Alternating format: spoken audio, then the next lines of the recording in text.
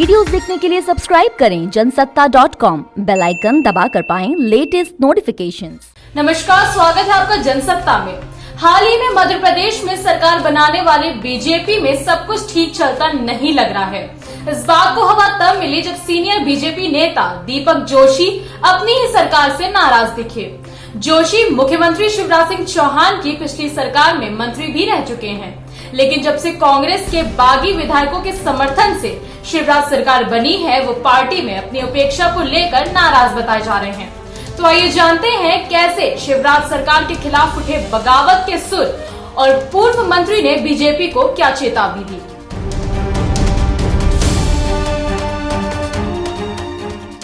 दरअसल मध्य प्रदेश बीजेपी में बगावती सुर अपनाए हैं 3 बार के विधायक रहे दीपक जोशी ने, जिन्होंने अपनी ही सरकार को चेतावनी दी और कहा कि अगर पार्टी उन्हें अपनी हिस्सेदारी नहीं देती है तो वो दूसरे विकल्पों को तलाशने के बारे में सोच सकते हैं। जोशी ने कहा, मैं ये नहीं कह रहा कि मुझे टिकट दो, लेकिन मुझे टीम में तो रखा ही जाना चाहिए। मुझे कुछ जिम्मेदारी दी जाए जो पार्टी में मेरे योगदान के साथ न्याय करती हो।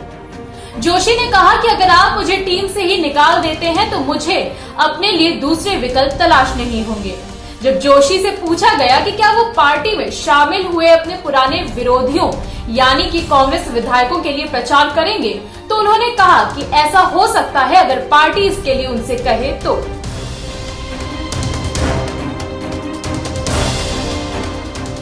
आपको बता दें कि मध्य प्रदेश में कोरोना संकट से ठीक पहले हुई सियासी उठापटक में शिवराज सिंह चौहान के नेतृत्व वाली बीजेपी ने राज्य में कांग्रेस से सत्ता छीन ली थी। दरअसल कांग्रेस के 22 विधायकों ने इस्तीफा दे दिया था, जिससे तत्कालीन मुख्यमंत्री कमलनाथ की सरकार अल्पमत में आ गई थी। ये सभी 22 विधायक बाद में बीजेपी में शामिल हो गए और शिवराज सिंह सत्ता में आ गए। हालांकि इन विधायकों की शर्त ये थी कि उन्हें राज्य में होने वाले उपचुनाव में टिकट दिया जाएगा। गौरतलब है कि कांग्रेस खेमे को छोड़कर बीजेपी में शामिल होने वाले एक विधायक मनोज चौधरी भी हैं, जिन्होंने पिछले चुनाव में दीपक जोशी को पटखनी दी थी।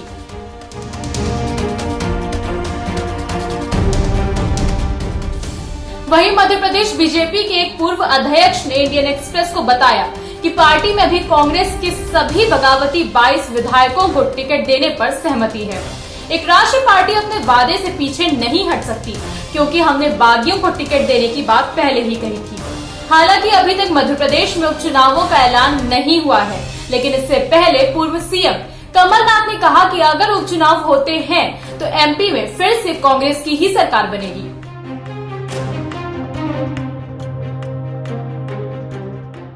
दरअसल 2018 के विधानसभा चुनाव में कांग्रेस के मनोज चौधरी ने बीजेपी के दीपक जोशी को मात दी थी, लेकिन पिछले दिनों चौधरी ने ज्योतिरादित्य सिंधिया के साथ कांग्रेस छोड़कर बीजेपी का दामन थाम लिया है। ऐसे में हटपिपलिया सीट का समीकरण बदल गया है और बीजेपी के मनोज चौधरी को टिकट मिलना कंफर्म है।